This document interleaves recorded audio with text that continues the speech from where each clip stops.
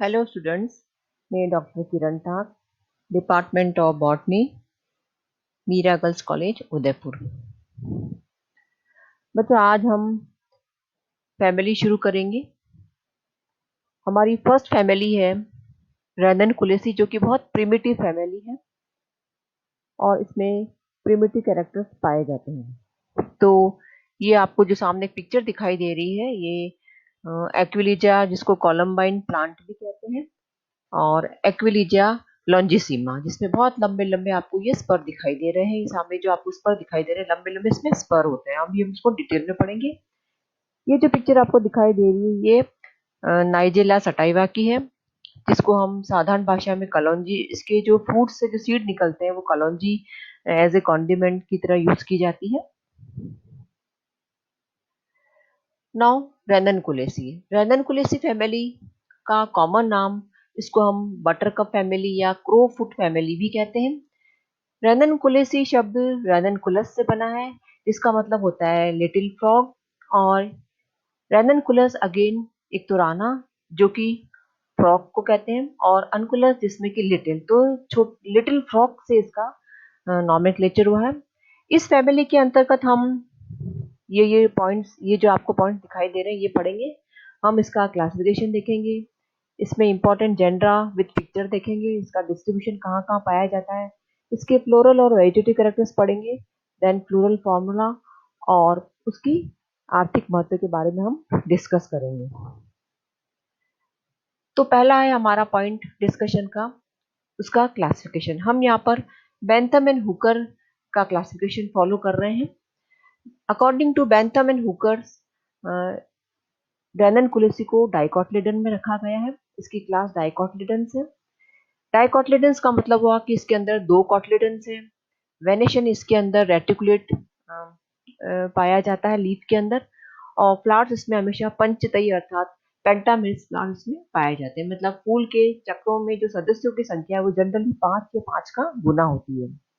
सब क्लास इसकी पॉलीपेटली है, अर्थात इसमें पेटल्स फ्री मिलेगी आपको अधिकतर केस में। सीरीज इसकी थैलमिफ्लोरी है, जिसमें कि थैलेमस जो होता है वो डोम शेप हो जाता है, और फ्लावर्स इसमें हाइपोगाइनस है, अर्थात सुपीरियर ओवरी इसमें पाई जाती है। ऑर्डर इसमें रेनेल्स है। रेनेल्स का मुख्य कैरेक्टर, इसमें स्टैमिन्स की संख्या इनफाइनाइट होती है, और गाइनोशियम हमेशा अलग अलग होता है, अर्थात जो कार्पल होती है वो अलग अलग होती है। एपोगाइनस गाइनोशियम इसमें पाया जाता है। फैमिली रैननकुलेसी, और रैननकुलेसी के जो कैरेक्टर्स है, इसमें एक इंपॉर्टेंट कैरेक्टर है कि इसमें फ्लावर्स हमेशा हेमिसाइक्लिक होता है, और स्टेमिन्स इंडेफिनिट होते हैं, और एंथर्स की जो पोजीशन, एंथर्स जो है वो बहिर्मुखी होते हैं, अर्थात एक्सट्रूस कंडीशन में पाए जाते हैं।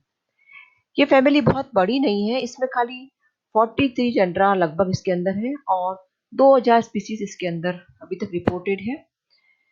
रैननकुलेसी फैमिली को, जैसा कि अभी बताया आपको, कि बटरकप फैमिली भी कहते हैं, और ये सबसे सिंपल और प्रिमिटिव फैमिली कहलाती है।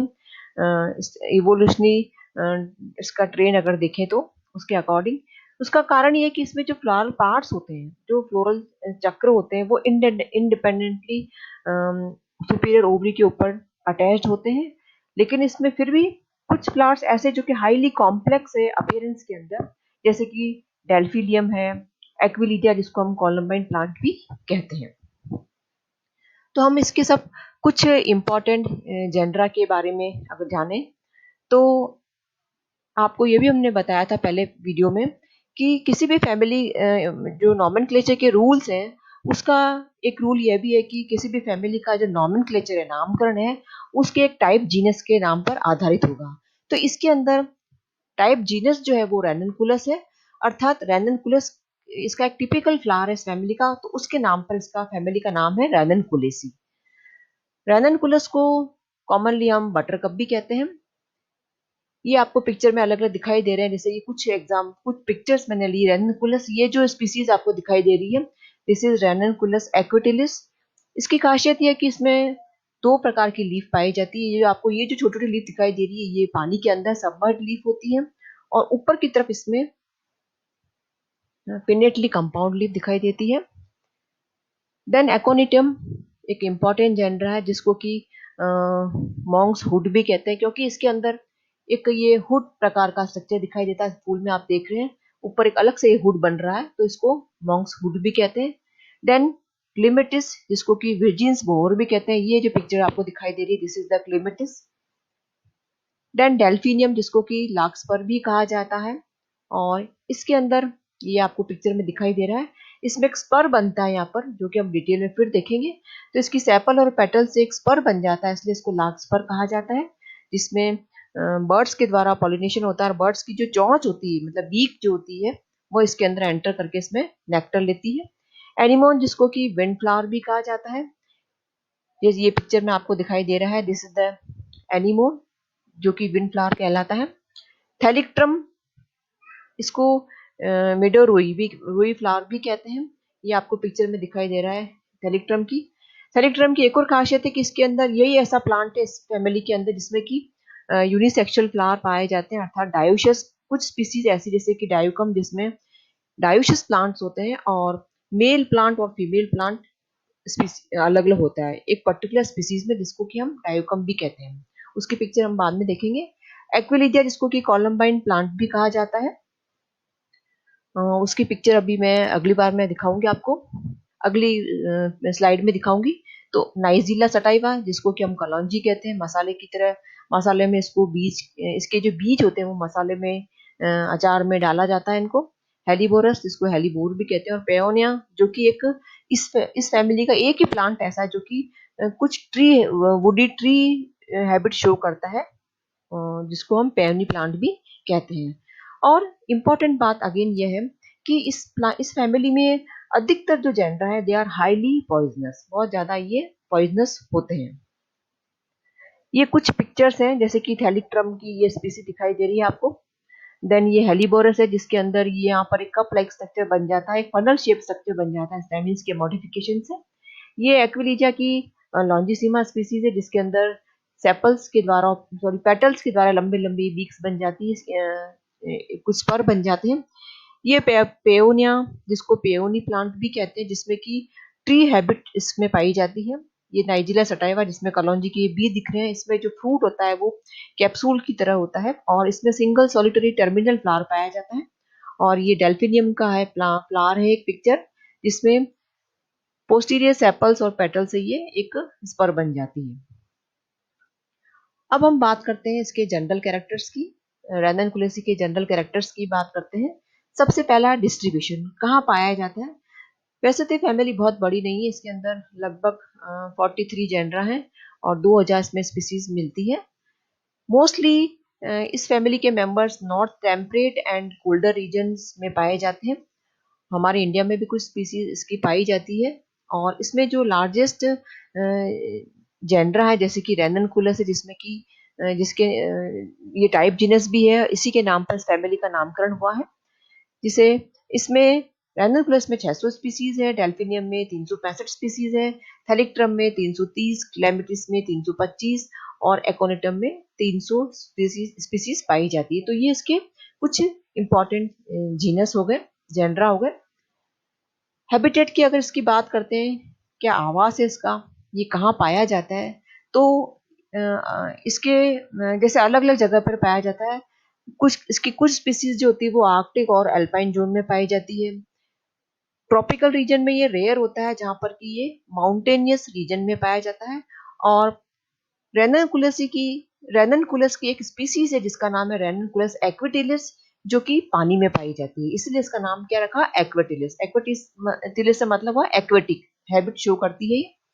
तो ये पानी में पाई जाने वाली स्पीसीज है। इस पर प्रश्न पूछा जा सकता है कि भाई ऐसी फैमिली, ऐसी जीनस का नाम बताओ रेननकुलसी जो कि पानी में पाई जाती, तो आंसर होगा रेननकुलस एक्विटिलिस। तो ये पिक्चर में आप देख रहे हैं रेननकुलस एक्विटिलिस की का पिक्चर है। इसमें ये जो आपको लीफ दिखाई दे रही है ये पानी में होती है, पाई जाती है, और ऊपर की तरफ जो उठा हुआ भाग होता है, जो पानी के ऊपर फ्लोट करती है, वो लीव्स इसकी कंप्लीटली होती है, लीफ कंप्लीट लीफ होती है, इसमें कोई मार्जिन पे कोई कट नहीं होता है। तो ये जो हैबिट है वो हेट्रोफिली भी कहलाती है। और ये इसका फ्लावर दिखाई दे रहा है आपको रेनकुलस का, जो कि एक्टिनोमॉर्फिक इसमें होता है। प्रकृति के बारे में बात करें, इसकी हैबिट नेचर कैसी इस प्लांट की, तो इसमें मोस्टली इसमें एनुअल और पेरिनियल्स मिलेंगे, मतलब एक वर्षीय या बहुवर्षीय मिलेंगे, लेकिन इसमें ट्रीज रेयर होते हैं। ट्रीज, इसमें ट्रीज का एक ही एग्जांपल है जो कि पेओनिया कहलाता है, जिसको मैंने आपको बताया। तो ये जो प्लांट आपको दिखाई दे रहा है, दिस इज द पेओनिया, जिसमें कि इस प्लांट की में ये एक प्रकार से वुडी ट्री है और ट्री इसकी हैबिट होती है।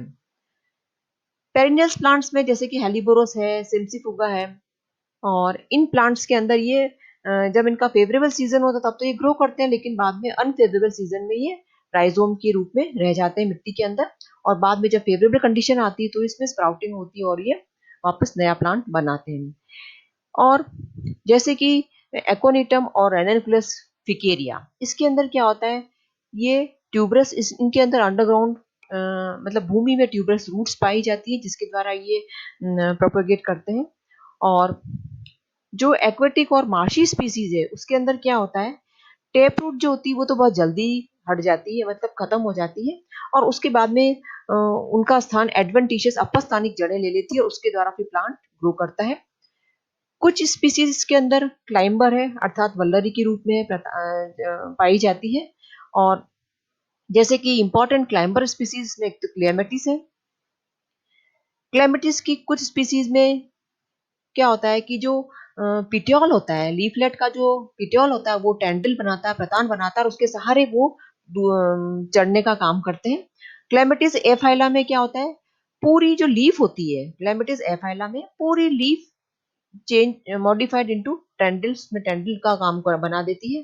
और नारावेलिया में जो पिन्नेटली कंपाउंड लीफ होती है, मतलब ट्राइफोलिएट कंपाउंड लीफ होती है, उसमें जो टर्मिनल लीफलेट होती है इट मॉडिफाइड्स इनटू टेंडल, और उसके द्वारा फिर प्लांट ये ऊपर की तरफ किसी के सहारे चढ़ सकता है।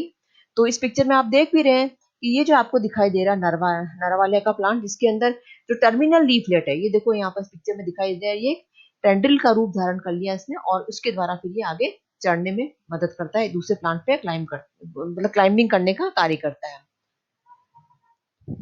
इसके फ्लोरल कैरेक्टर, सॉरी, इसके वेजिटेटिव कैरेक्टर्स में नाम हम देखते हैं लीव्स। जनरली इसकी जो लीफ होती है वो कैसी होती है, या तो रेडिकल होगी या फिर कॉलाइन होती है। रेडिकल का मतलब होता है कि leaves arising from reduced underground stem, जो भूमिगत तना होता है अंडरग्राउंड, उससे लीव्स निकलती है, जिसको रेडिकल प्रकार की लीफ के अटैचमेंट कहते हैं। और कॉलाइन में जब स्टेम से डायरेक्टली लीव्स अटैच होती है तो उस प्रकार की लीफ को क्या कहा जाता है, कॉलाइन टाइप की लीफ कहा जाता है। तो दोनों प्रकार की रेडिकल भी मिल सकती है, इसमें कॉलाइन भी मिलती है। लीव्स इसमें सिंपल भी हो सकती है, जैसे कि इस पिक्चर में आप देख रहे हैं, यहाँ पर ये सिंपल लीफ दिखाई दे रही है आपको यहाँ पर ये।